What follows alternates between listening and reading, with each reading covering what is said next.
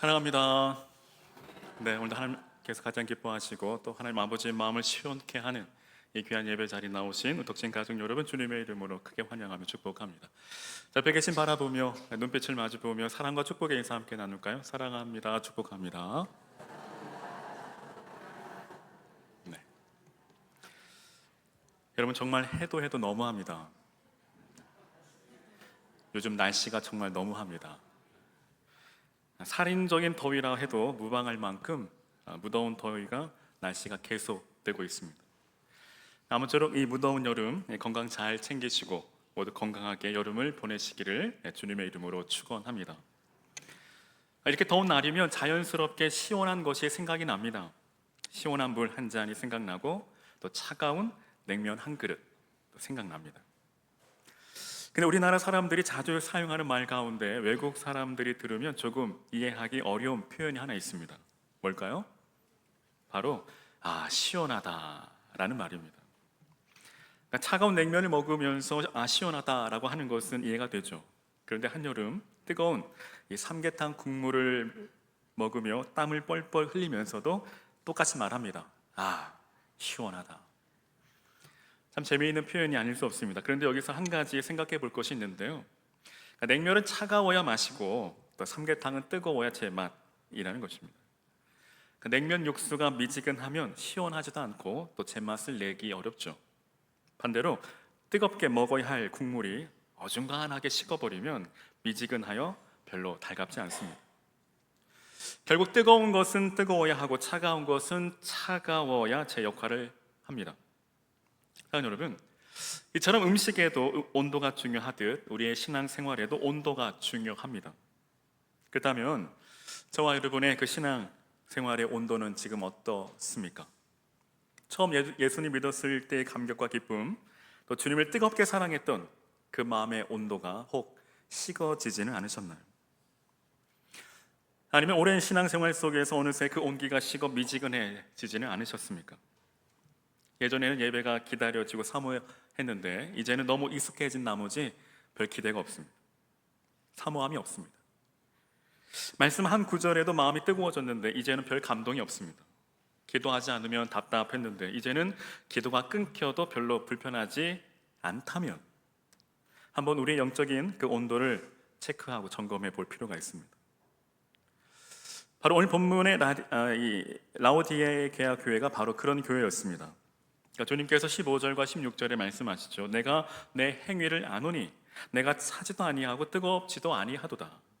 내가 이같이 미지근하여 뜨겁지도 아니하고 차지도 아니하니 내 입에서 너를 토하여 버리리라. 그렇다면 왜 주님께서 하필 이 라오디게아 교회를 향하여 미지근하다라고 말씀하셨을까요? 이 말씀을 이해하려면 당시 이 라오디게아의 모습을 잠시 살펴볼 필요가 있습니다. 라오디게아는 당시 교통과 상업의 중심지였습니다. 금융업이 크게 발달했습니다. 검은 양털을 이용한 의류 산업으로 유명했습니다. 의학도 발달하여 눈 치료와 관련된 약품으로도 잘 알려진 도시였습니다. 그러니까 돈이 있었습니다. 좋은 옷이 있었습니다. 의술도 있었습니다. 한마디로 부족할 것이 없어 보이는 부유한 도시였습니다. 근데 이렇게 모든 것을 갖춘 것처럼 보이는 이 라오디게아는 한 가지 큰 문제가 있었습니다. 바로 물입니다. 이 라오디게아는 이 수온이 넉넉하지 않았기 때문에 먼 곳에서 수로를 통해 물을 끌어와 사용해야만 했습니다. 근데 주변 도시들의 물 사정은 이 라오디게아와 많이 달랐습니다. 그러니까 인근 이 히에라볼리는 뜨거운 온천수로 유명했고 이 골로새 쪽은 차갑고 신선한 물로 알려져 있습니다. 뜨거운 물은 치료에 유익했고 차가운 물은 갈증을 풀어주고 생기를 주었습니다. 그런데 이 라오디게아가 공급받던 물은 이 도시에 이르렀을 때 뜨겁지도 않고 차갑지도 않는 어중간한 상태가 되기 쉬웠습니다. 바로 미지근한 물이죠. 그러므로 주님께서 미지근하다라고 말씀하셨을 때 이 라오디게아 사람들은 그 말씀이 무엇을 의미하는지를 매우 생생하게 느꼈을 겁니다. 근데 여러분, 주님께서 말씀하신 미지근함은 단순히 조금 더 열심히 신앙생활 하라는 정도의 말씀이 아닙니다. 그보다 더 깊은 문제가 있습니다. 17절에 내가 말하기를 나는 부자라 부유하여 부족함이 없다 하나, 바로 이것이죠. 나는 부족한 것이 없다. 즉 주님 없이도 괜찮다라고 생각하는 겁니다. 기도 없어도 괜찮고 말씀을 붙들지 않아도 괜찮고 예배에 감격이 없어도 괜찮다고 생각하는 그 영적인 자기 충족과 무감각 상태입니다. 주님의 평가는 완전히 달랐죠. 내 공고한 것과 가련한 것과 가난한 것과 눈먼 것과 벌거벗은 것을 알지 못하는도다. 그들은 부자라고 생각했지만 주님은 가난하다고 하십니다. 좋은 옷을 입었다고 했지만 주님은 벌거벗었다라고 하십니다. 눈을 치료하는 의술을 자랑했지만 주님은 눈이 멀었다고 하십니다. 그리고 무엇보다 가장 심각한 것은 바로 이것입니다. 알지 못하는도다. 여러분, 병든 것도 심각하지만 병든 줄 모르는 것은 더 심각하죠. 병든 줄 알면 치료받을 수 있기 때문입니다. 그러니까 가난한 것도 힘들지만 가난하면서 자신이 부자라고 착각하는 것은 더 위험합니다. 가난한 줄 알면 도움을 구할 수 있기 때문이죠. 마찬가지로 주님과 멀어진 것도 문제지만 주님과 멀어졌는데도 아무렇지 않은 것은 더욱 위험합니다. 멀어진 줄 알면 다시 돌아올 수 있지만 괜찮다고 생각하면 돌아갈 이유조차 느끼지 못하기 때문입니다. 지금 라오디게아의 심각한 문제는 뭘까요? 바로 자신의 문제를 알지 못했다라는 겁니다. 즉 문제를 알지 못한 것이 더 큰 문제라는 것이죠. 그렇다면 여러분, 혹 우리의 신앙도 어느새 미지근해져 있지 않나요? 만약 그렇다면 어떻게 다시 회복할 수 있을까요? 감사하게도 주님께서는 문제만 지적하고 끝내지 않으십니다. 오늘 18절에 친히 그 회복의 처방의 방법을 말씀해 주십니다. 내가 너를 권하노니 내게서 불로 연단한 금을 사서 부여하게 하고 흰 옷을 사서 입어 벌거벗은 수치를 보이지 않게 하고 안약을 사서 눈에 발라 보게 하라. 주님께서는 지금 세 가지를 말씀하십니다. 불로 연단한 금, 흰 옷, 그리고 안약입니다. 그리고 이 세 가지 앞에는 중요한 한 단어가 있는데 바로 내게서라는 말입니다. 즉 우리의 회복은 우리 자신에게서 시작되는 것이 아니라 예수님에게서 시작된다라는 뜻입니다. 그렇다면 이 시간 주님께서 주시는 이 세 가지 처방을 하나씩 살펴보기 원합니다. 먼저 주님께서 말씀하십니다. 내게서 불로 연단한 금을 사서 부요하게 하고. 이 말씀은 돈이 많은 라오디게아 사람들에게 매우 역설적으로 들렸을 겁니다. 왜냐하면 그들 스스로 우리는 부자다, 부족한 것이 없다라고 생각했기 때문이죠. 근데 주님께서 말씀하십니다. 너에게 진짜 필요한 금은 따로 있다. 그러니까 우린 여기에서 세상이 말하는 부유함과 주님께서 말씀하시는 부유함이 다르다는 사실을 발견합니다. 라오디게아 교회는 물질적으로 부유했지만 주님은 그들에게 가난하다고 하십니다. 반대로 서머나 교회는 물질적으로 가난했지만 주님은 실상은 내가 부유한 자라고 말씀하십니다. 그렇다면 무엇이 이런 차이를 만들었을까요? 성경이 말하는 참된 부유함은 얼마나 많이 가지고 있느냐에 달려있지 않습니다. 내 삶의 중심에 누가 자리하고 있느냐에 달려있습니다. 즉 아무리 많은 것을 가지고 있어도 주님 없이 그것으로 만족하며 살아간다면 그는 영적으로 가난한 자라는 것입니다. 하지만 반대로 비록 가진 것이 많지 않아도 주님을 의지하고 주님으로 만족하며 살아간다면 하나님 앞에서는 참으로 부요한 자라는 것입니다. 사도 바울이 바로 그 증인이죠. 사도 바울은 빌립보서 4장에서 이렇게 고백합니다. 내가 궁핍함으로 말하는 것이 아니니라. 어떠한 형편에서든지 나는 자족하기를 배웠노니. 즉 자신은 부족함이 없다라고 말합니다. 만족한다라고 말합니다. 이 고백이 놀라운 이유는 사도 바울은 지금 감옥에 갇힌 수감된 상태이기 때문이죠. 그는 자유롭지 못했습니다. 앞날을 마음대로 계획할 수도 없습니다. 언제 상황이 어떻게 바뀔지 전혀 알 수 없는 처지입니다. 내일 죽어도 이상하지 않습니다. 즉 바울의 만족은 환경이 아니라 오직 그리스도 안에 있었기 때문에 만족할 수 있었다라는 것입니다. 다윗 역시 그랬죠. 그는 그의 시편에서 고백합니다. 여호와는 나의 목자시니 내게 부족함이 없으리로다. 이는 다윗에게 정말 부족한 것이 하나도 없었다라는 뜻이 아닙니다. 우리가 아는 것처럼 그의 인생에도 쫓김이 있었고 눈물도 있었고 실패와 고난이 있었습니다. 그런데도 내게 부족함이 없다라고 고백할 수 있었던 그 확실한, 그 분명한 이유와 근거는 임마누엘, 즉 하나님이 나와 함께 하시기 때문이라는 것입니다. 이처럼 예수님과 함께하는 사람들은 그 삶에 참된 만족이 있습니다. 사랑 여러분, 오직 우리 주님 안에 참된 만족이 있음을 믿으시기를 바랍니다. 그러므로 참으로 부유한 사람은 필요한 것을 다 가진 사람이 아니라 어떠한 형편에서도 예수로 충분하다라고 고백하는 사람입니다. 이것이 바로 믿음의 부요함이죠. 그래서 주님께서는 불로 연단한 금을 말씀하십니다. 그러니까 베드로전서 1장 7절은 믿음을 불로 연단하여도 없어질 금보다 더 귀하다라고 말씀합니다. 사랑 여러분, 믿음이 금보다 더 귀한 줄로 믿습니다. 왜냐하면 마지막 날, 주님의 최후 심판의 날, 그 심판대 앞에 설 때 우리가 가지고 갈 수 있는 것은 오직 믿음 하나뿐이기 때문입니다.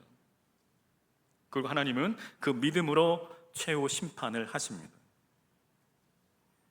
그렇다면 오늘 저와 여러분에게 믿음이 있으신가요? 특별히 하나님께서 귀하게 여기시는 믿음은 고난이 없는 믿음이 아니라 고난 속에서도 흔들리지 않고 끝까지 주님을 붙드는 믿음입니다. 즉 기도했는데 상황이 달라지지 않아도, 건강이 흔들려도, 자녀 때문에 마음이 무너져도, 사업이 뜻대로 되지 않아도 그래도 하나님은 선하십니다. 그래도 나는 주님을 믿습니다. 고백하는 믿음입니다. 이것이 바로 불로 연단한 믿음, 정금 같은 믿음입니다. 그러므로 고난을 만날 때 우리는 단지 주님 이 문제를 해결해 주세요, 이 문제를 없애주세요 라고만 기도할 것이 아니라 주님 이 일을 통해 제 믿음을 더 순전하게 만들어 주십시오. 더 정금 같은 믿음으로 나오게 하옵소서. 환경만 바꾸지 마시고 저를 바꾸어 주십시오 라고 기도할 수 있어야 하겠습니다. 그리고 여기서 우리는 한 가지 더 기억해야 합니다. 이 라오디게아의 문제는 돈이 많다는 것이 아닙니다. 문제는 그 부요함이 영적인 교만으로 이어졌다는 데 있습니다. 즉 재물이 많아질수록 하나님의 은혜에 감사하고 더 하나님을 의지해야 하는데 오히려 나는 부족함이 없다, 이 정도면 하나님 없이도 괜찮다라고 여긴 바로 그 영적인 교만입니다. 이것이 바로 당시 라오디게아 교회의 실상이었고 심각한 문제였습니다. 결국 그들은 주님 보시기에 참으로 가난한 자였습니다. 왜냐하면 믿음이 완전히 파산한 자이기 때문입니다. 그러므로 저와 여러분, 돈의 부자가 되기 전 믿음의 부자가 되시기를 주님의 이름으로 축원합니다. 환경이 흔들려도 주님을 끝까지 놓지 않고, 응답이 늦어져도 하나님의 그 선하심을 믿으며 내게 예수님이 계시니 나는 부요한 자다 라고 고백할 수 있는 불로 연단한 금 같은 믿음의 소유자, 믿음의 부자가 되시기를 주님의 이름으로 축원합니다. 근데 주님께서는 금만 말씀하시지 않으십니다. 돈은 많았지만 그들의 수치를 가려줄 옷이 없었습니다. 그래서 두 번째로 말씀하십니다. 18절에 흰 옷을 사서 입어 벌거벗은 수치를 보이지 않게 하라. 그러니까 이 말씀 역시 옷으로 유명했던 이 라오디게아 사람들에게 충격적이었을 겁니다. 왜냐하면 이 라오디게아는 검은 양털과 고급 의류로 유명했기 때문이죠. 즉 그들은 좋은 옷을 만들고 좋은 옷을 입었으며 그것을 자랑으로 여겼기 때문입니다. 누구보다도 옷에 대한 자부심이 있던 그들에게 주님께서 말씀하십니다. 너희는 벌거벗었다. 여러분, 주님께서 명품을 몰라보셔서 그렇게 말씀하신 것일까요? 주님께서 그렇게 말씀하신 이유는 사람의 눈에는 잘 차려입고 있었을지는 모르지만 정작 하나님 앞에서는 자신의 수치를 가릴 옷이 없었기 때문이죠. 사랑 여러분, 어쩜 사람은 누구나 무엇인가로 자신을 가리려 합니다. 즉 돈으로, 성공으로, 좋은 평판으로, 심지어 신앙생활의 경력과 직분과 봉사로 자신을 가리려고 합니다. 즉 나는 이 정도면 괜찮은 사람이야, 나 정도면 괜찮은 사람이야 라는 것입니다. 그러나 하나님 앞에서 우리의 죄와 수치를 가려줄 수 있는 것은 아무것도 없다는 사실입니다. 실제 인간은 죄가 세상에 들어온 순간부터 자신의 그 부끄러움과 수치를 스스로 가려보려고 애써 왔습니다. 그 최초의 장면이 바로 창세기 3장에 아담과 하와가 범죄한 뒤 무화과 나무 잎으로 자신들의 수치를 가리려 했던 사건입니다. 그러나 인간이 만든 것으로는 이 죄의 수치를 해결할 수 없습니다. 그래서 하나님께서 친히 옷을 지어 입혀 주셨죠. 그 가운데 오늘 주님께서도 말씀하십니다. 내게서 흰 옷을 사라. 이는 우리가 스스로 만들어 입은 옷이 아닙니다. 우리의 선행이나 공로, 종교적 열심으로 만든 옷이 아닙니다. 주님께서 입혀주시는 옷입니다. 특별히 성경에서 흰 옷은 정결과 의, 그리고 승리를 나타냅니다. 이 흰 옷은 이사야 61장 10절에서는 구원의 옷, 공의의 옷으로 말씀하시고, 이 갈라디아서 3장 27절은 그리스도로 옷 입었느니라고 말씀하십니다. 그러므로 이 흰 옷은 무엇보다 죄인의 수치를 가려주시는 그리스도의 의, 즉 예수 그리스도의 피 공로입니다. 사랑 여러분, 우리는 우리 자신을 깨끗게 할 수 없습니다. 그래서 예수님께서 십자가에서 우리의 죄와 수치를 대신 담당하셨습니다. 여러분 믿으십니까? 믿으시기를 바랍니다. 십자가에서 주님께서 우리의 수치를 담당하셨기 때문에 우리는 주님의 의를 덧입게 되었습니다. 그러므로 하나님 앞에 설 수 있는 이유는 내가 착해서도 아니고 교회를 오래 다녀서도 아니며 봉사를 많이 해서도 아닙니다. 오직 예수 그리스도의 십자가 은혜 때문입니다. 근데 여기 흰 옷은 동시에 정결한 삶을 의미합니다. 즉 구원받았기 때문에 마땅히 거룩하게 살아가야 한다라는 뜻입니다. 즉 구원받았으면 반드시 순종에 따라야 한다라는 것입니다. 이것이 바로 구원받은 자의 합당한 삶이라는 것이죠. 사랑하는 여러분, 구원받으셨습니까? 그렇다면 교회에서의 나와 가정에서의 내가 달라서는 안 됩니다. 주일에 나와 월요일에 내가 따로 있어서는 안 됩니다. 우리는 어디에 있든지 무엇을 하든지 어디를 가든지 그리스도로 옷 입은 자임을 여러분 꼭 기억하시기를 바랍니다. 사랑하는 여러분, 겉으로는 아무 문제 없어 보이지만 정작 하나님 앞에서는 아직 회개하지 못한 죄와 또 감추고 싶은 부끄러움이 남아 있습니까? 그렇다면 더 이상 자신의 선함이나 신앙의 경력으로 그것을 가리려고 하지 마십시오. 하나님 앞에 있는 모습 그대로 주님 앞에 나아가 죄를 고백하고 우리를 깨끗게 하시는 예수 그리스도의 보혈의 공로를 의지하시기를 바랍니다. 그리고 주님께서 입혀주신 그 의의 옷을 입고 이제는 참된 그리스도인의 삶을 살아가시는 저와 여러분 되시기를 주님의 이름으로 간절히 축원합니다. 근데 이 라오디게아 교회는 아직 한 가지 문제가 더 남아 있습니다. 바로 의술은 발달했지만 정작 자신들의 영적인 상태를 보지 못한 것이죠. 그래서 주님께서 세 번째로 말씀하십니다. 안약을 사서 눈에 발라 보게 하라. 이 라오디게아는 눈을 치료하는 의술이 발달했지만 정작 자신들의 영적인 상태는 제대로 보지 못했습니다. 육신의 눈은 치료할 수 있었지만 영의 눈은 어두워져 자신들의 실체를 보지 못했습니다. 그 때문에 주님께서 그들을 향해 안약을 사서 눈에 발라 보게 하라고 말씀하십니다. 이처럼 안타깝게도 영의 눈이 어두워진 그들은 자신들의 그 실체를 보지 못했습니다. 그로 인해 주님께서 17절에 이렇게 말씀하시죠. 내 곤고한 것과 가련한 것과 가난한 것과 눈먼 것과 벌거벗은 것을 알지 못하는도다. 여기서 중요한 말은 알지 못하는도다입니다. 그리고 이것이 바로 이 라오디게아 교회의 가장 심각한 문제 중에 하나죠. 그들은 가난했지만 자신들이 부자라고 생각했고 벌거벗었지만 잘 입고 있다고 생각했으며 눈은 멀었지만 자신은 잘 보고 있다고 생각했습니다. 하지만 자신들이 바라보는 눈과 주님께서 보시는 눈이 전혀 달랐습니다. 여러분, 오늘 우리도 마찬가지죠. 다른 사람의 문제는 참 잘 보이는데 정작 내 문제는 잘 보이지 않을 때가 많습니다.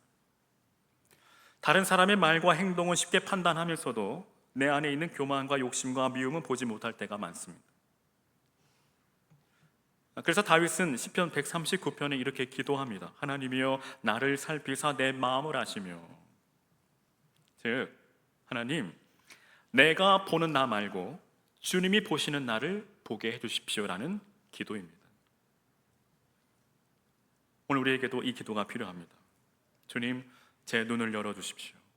제가 보지 못하는 제 모습을 보게 하시고 제 안에 있는 죄와 연약함을 깨닫게 하옵소서. 근데 여러분, 영적인 눈이 열린다라는 것은 내 죄만 보는 데서 끝나지 않습니다. 내 죄를 보는 동시에 예수님을 바라보는 것입니다. 즉, 내가 얼마나 은혜가 필요한 죄인인지를 바라보고 동시에 그런 나를 위해 십자가를 지신 예수님을 바라보는 것입니다. 여러분, 내 죄만 보면 쉽게 낙심하고 절망할 수 있습니다. 물론 그렇다고 나 자신의 죄는 돌아보지 않은 채 하나님의 은혜만 이야기해서도 안 됩니다. 왜냐하면 참된 은혜는 죄를 가볍게 여기는 것이 아니라 오히려 죄를 깨닫고 주님께 더 가까이 나아가게 하기 때문입니다. 그러므로 영적인 눈이 열린 사람은 자신의 죄를 분명히 보면서도 그 죄보다 더 크신 예수님의 십자가의 은혜를 함께 바라보는 사람입니다. 그로 인해 이렇게 기도하죠. 주님, 나는 죄인입니다. 나는 참혹한 죄인입니다. 그러나 그런 나를 위해 예수님께서 십자가를 지셨습니다. 이 사도 바울 역시도 에베소서 1장에서 마음의 눈을 밝히사라고 기도합니다. 즉 내 모습을 바라보고 내 죄를 깨닫고 그런 나를 품으시는 예수 그리스도의 더 큰 은혜를 바라볼 수 있는 영적인 눈이 밝아져야 한다라는 것입니다. 여러분, 혹 죄에 대한 감각이 무뎌져 있지 않습니까? 말씀을 들어도 마음이 움직이지 않고 예배가 너무 익숙해지고 십자가의 은혜가 당연하게 느껴지고 있다면 그것은 영적인 눈이 흐려지고 있다는 분명한 증거일 겁니다. 그러므로 이렇게 기도하시기를 바랍니다. 주님, 내 눈을 열어 주옵소서. 나를 보게 하시고 내 죄를 보게 하시고 그보다 더 큰 십자가의 은혜를 보게 하옵소서. 신앙의 회복은 바로 거기에서부터 시작됩니다. 즉 내가 어디에 있는지, 지금 나의 영적인 상태, 영적인 현 주소를 정확히 알 때 다시 돌아갈 수 있습니다. 근데 여러분, 여기까지 살펴보면 이 세 가지 처방에는 하나의 공통점이 있죠. 앞서 말씀드린 것처럼 금도 내게서, 흰옷도 내게서, 안약도 내게서 구하라고 말씀하십니다. 즉 참된 회복은 우리의 결심이나 우리의 노력에서 시작되는 것이 아니라 다시 예수님께로 돌아가는 데서 시작된다는 사실입니다. 즉 참된 회개입니다. 그렇다면 참된 회개란 뭘까요? 회개는 단순히 잘못을 인정하는 데서 끝나는 것이 아닙니다. 생각과 방향을 돌이켜 다시 하나님께로 돌아가는 것입니다. 즉 내가 주인 되어 살던 자리에서 내려와 다시 예수님을 내 삶의 주인으로 모시고 내 뜻을 앞세우던 삶에서 돌이켜 주님의 뜻을 따라 살아가는 것입니다. 즉 참된 회개는 감정적인 후회에 머무는 것이 아니라 삶의 방향과 주인이 바뀌는 것입니다. 그 참 회개의 모습이 오늘 바로 20절에 구체적으로 나타납니다. 볼지어다 내가 문 밖에 서서 두드리노니 누구든지 내 음성을 듣고 문을 열면 내가 그에게로 들어가 그와 더불어 먹고 그는 나와 더불어 먹으리라. 여러분, 회개의 그 첫걸음은 마음의 빗장을 풀고 마음의 문을 여는 것입니다. 그리고 앞서 말씀드린 것처럼 내가 붙들고 있던 그 주도권을 내려놓고 내 삶의 주인의 자리에서 내려와 문 밖에 서신 그 주님을 다시 내 삶의 주인으로 영접하는 것입니다. 그런 의미에서 20절은 단순한 초청의 말씀이 아닌 라오디게아 교회를 향한 회개의 초청이라고 할 수 있습니다. 이 당시 라오디게아 교회 안에는 예배도 있었습니다. 찬송도 있었습니다. 봉사도 있었고 직분도 있었습니다. 그런데 정작 예수님은 문 밖에 서 계신다는 사실입니다. 즉 문전박대입니다. 그러니까 라오디게아 교회의 가장 큰 문제는 단순히 열심히 부족한 것이 아니라 주님이 그 삶의 중심에서 밀려나 계셨다라는 것입니다. 그런데도 더 놀라운 것은 주님께서 문정박대를 당하셨음에도 불구하고 떠나지 않으셨다라는 사실입니다. 그들을 포기하지 않으셨다라는 것이죠. 주님은 여전히 문 밖에 서서 두드리고 계십니다. 문을 좀 열어줄 수 없겠니? 내가 다시 들어가기를 원한다. 이것이 은혜입니다. 왜 은혜일까요? 왜냐하면 주님께서 먼저 찾아와 주셨기 때문입니다. 즉 우리가 먼저 주님을 찾은 것이 아니라 주님께서 먼저 우리를 찾아오셨고 우리가 돌아설 기회를 다시 주셨기 때문이죠. 이것이 은혜입니다. 사실 우리는 주님을 찾을 수 없는 존재이기에 더욱 그렇습니다.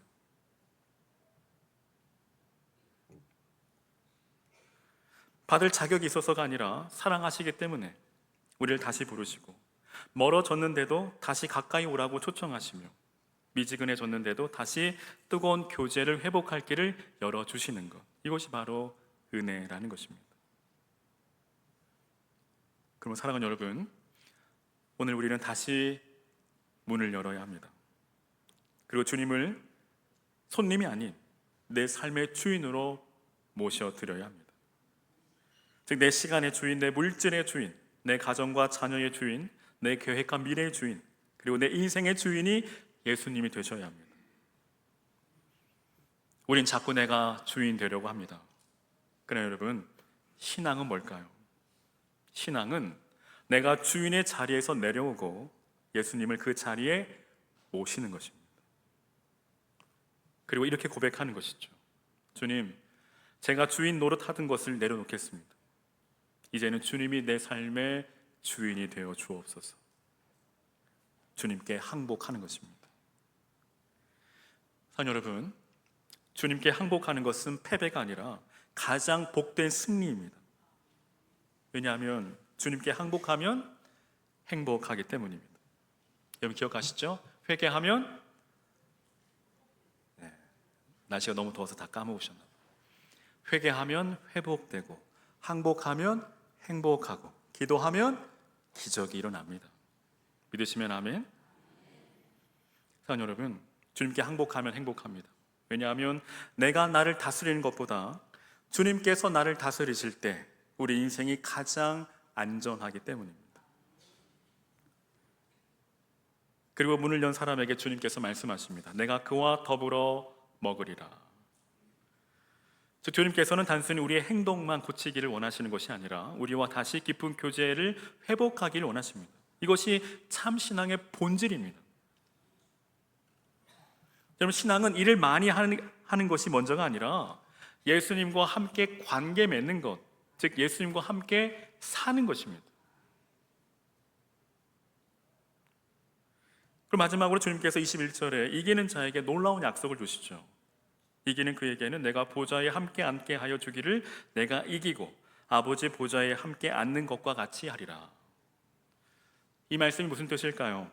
쉽게 말해 끝까지 믿음을 지키는 사람을 주님께서 자신의 승리와 그 영광에 함께 참여하게 하시겠다는 약속입니다. 그렇다면 주님께서 말씀하시는 이기는 자는 누구일까요? 그는 신앙생활 가운데 한 번도 흔들리지 않고 한 번도 실패하지 않는 사람이 아닙니다. 때로 넘어지고 흔들릴 수 있지만 그때마다 다시 주님께로 돌아오는 사람입니다. 저를 깨달았을 때 회개하고 믿음이 식어졌을 때 다시 주님을 찾으며 어떤 상황에서도 끝까지 예수님을 믿고 의지하며 살아가는 사람입니다. 바로 그런 사람에게 주님께서 자신의 승리와 영광에 함께 참여하는 복을 약속하십니다. 바라기는 이 약속의 말씀이 저와 여러분의 삶과 가정과 전주 덕진교회 가운데 반드시 이루어지기를 주님의 이름으로 간절히 축원합니다. 이제 말씀을 마칩니다. 오늘 라오디게아 교회를 향한 주님의 말씀은 오래전 한 교회에게만 주신 말씀이 아닙니다. 오늘 우리에게도 동일하게 묻고 계십니다. 지금 너의 신앙은 어떠하냐? 즉 오랜 신앙생활에 익숙해져 예배의 감격과 기도의 간절함을 잃어버리지는 않으셨습니까?